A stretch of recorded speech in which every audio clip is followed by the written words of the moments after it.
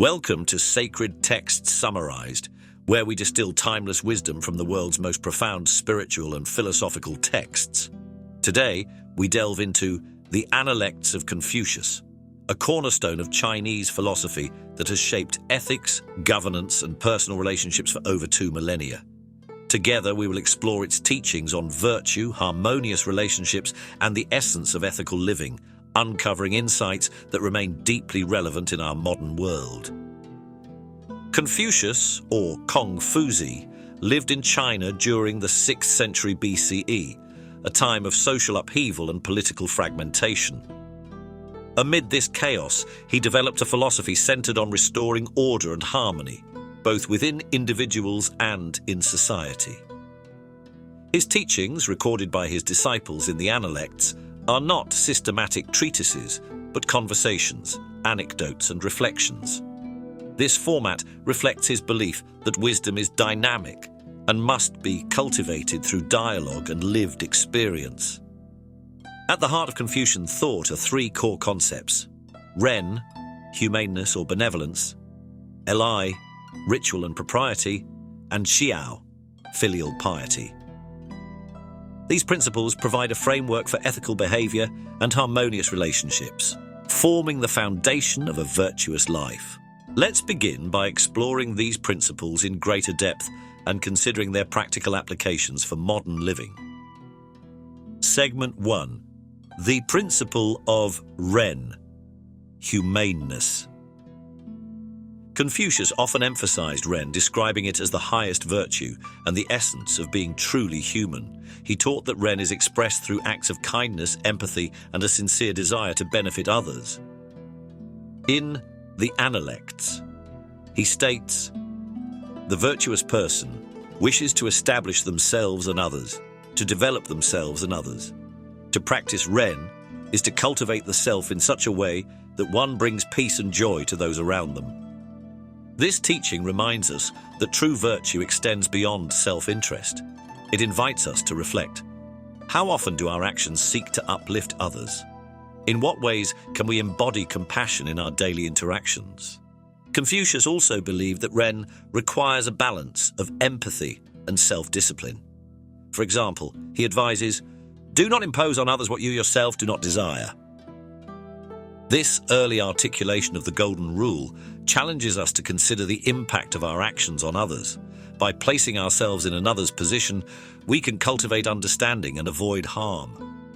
But how do we practice Ren in challenging situations? Confucius acknowledged that humanness often demands courage and resilience. He advised his followers to persevere in kindness, even when it was not reciprocated, stating, "In practicing Ren, the noble person does not yield to adversity."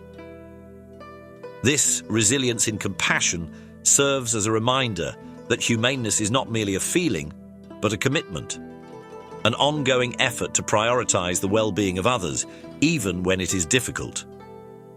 Consider, for instance, the ways we respond to conflict. Do we strive for understanding, or do we let anger dictate our actions? Confucian wisdom encourages us to seek harmony and empathy, even in challenging moments. Segment 2. Li, ritual and propriety. While Ren is the internal spirit of virtue, Li is its outward expression. Confucius taught that rituals, whether they involve daily greetings, family ceremonies, or state governance, create a structure for ethical living and social harmony. However, he stressed that these rituals must not become empty formalities. Instead, they should be infused with sincerity and respect. In the Analects, he states, "Respectfulness without rituals becomes tedious. Caution without rituals becomes timidity. Boldness without rituals becomes insubordination." Rituals serve as a bridge between individual intentions and collective well-being. They remind us that even mundane actions can carry deeper significance when performed with mindfulness and respect. Consider a simple ritual, such as expressing gratitude before a meal. While it may seem minor, this act of acknowledgement connects us to the effort of those who prepared the food. the farmers who grew it, and the earth that sustained it. Through such rituals, we cultivate a sense of interconnectedness and gratitude.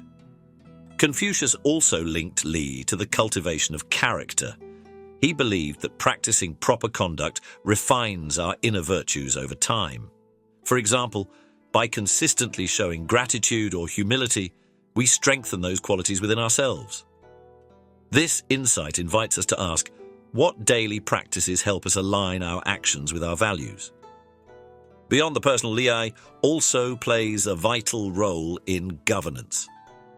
Confucius argued that a ruler's adherence to propriety sets the tone for the entire society.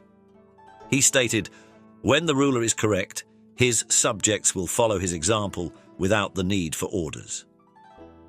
This teaching underscores the importance of leading by example. Whether we are leaders in our workplaces, communities, or families, our actions have a ripple effect. By embodying respect and sincerity, we inspire others to do the same. Segment 3. Xiao, filial piety. Another cornerstone of Confucian ethics is xiao, or filial piety. For Confucius, the family was the fundamental unit of society, and harmonious familial relationships were essential for a stable and virtuous community. He taught that respect and care for one's parents and ancestors not only cultivate gratitude, but also model ethical behavior for future generations. In the Analects, he asserts, filial piety and fraternal respect are the root of Ren. By honoring our familial obligations, we develop the empathy and discipline needed to extend kindness to others. Yet, Confucius also emphasized that xiao is not blind obedience. Children should respectfully offer guidance to their elders when necessary, as true respect involves helping one another grow in virtue. This teaching encourages us to reflect on the relationships that have shaped us. How do we honor and learn from those who came before us? And how can we nurture mutual respect within our families? Moreover, xiao extends beyond biological family. Confucius believed that the principles of filial piety could guide our interactions with all members of society. By treating others with the care and respect we show to our family, we contribute to a culture of harmony and mutual support. Consider, for example, how we interact with our communities. Do we approach our neighbors, colleagues, or even strangers with the same respect and care we show to loved ones? Confucian ethics challenges us to expand our circle of compassion, creating a society rooted in mutual understanding and support. Segment 4. The role of the Yunzi, the noble person. Central to Confucian philosophy is the concept of the Junzi, often translated as the noble person or gentleman. The Junzi is an ideal of moral excellence, someone who leads by example and prioritizes virtue over personal gain.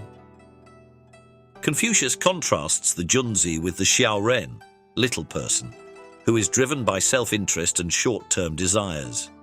He states, the Yunzi seeks harmony without uniformity. The Xiaoren seeks uniformity without harmony. The Yunzi embodies virtues like integrity, humility, and courage, inspiring others to follow their example. Importantly, Confucius believed that anyone could aspire to become a Yunzi through education and self-cultivation. This idea reflects his egalitarian vision. Nobility lies not in birth, but in character. As we consider this ideal, we might ask ourselves, what qualities do we admire in those we consider noble? And how can we cultivate those traits in our own lives? The path to becoming a Yunzi is not easy. It requires constant self-reflection, discipline, and a commitment to ethical principles. Confucius advised his followers to demand much of yourself and little of others. This teaching highlights the importance of personal accountability.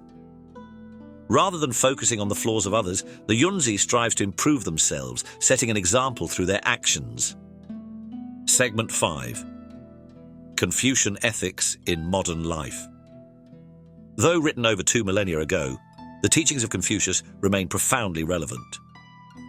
In a world often marked by division and self-interest, his emphasis on empathy, respect, and communal harmony offers a powerful counterbalance. For example, his principle of Ren reminds us to prioritize kindness and connection, especially in challenging times. His focus on Li invites us to approach even small actions with mindfulness and intention. And his teachings on Xiao encourage us to honor and learn from our relationships, fostering gratitude and mutual support. As we navigate modern complexities, we might draw on Confucian wisdom to ask, how can we practice kindness in our daily interactions? What rituals or habits help us stay grounded in our values? How can we nurture harmony in our families and communities? By reflecting on these questions, we can bring the timeless insights of the Analects into our contemporary lives. Consider how Confucian teachings might inform your approach to technology.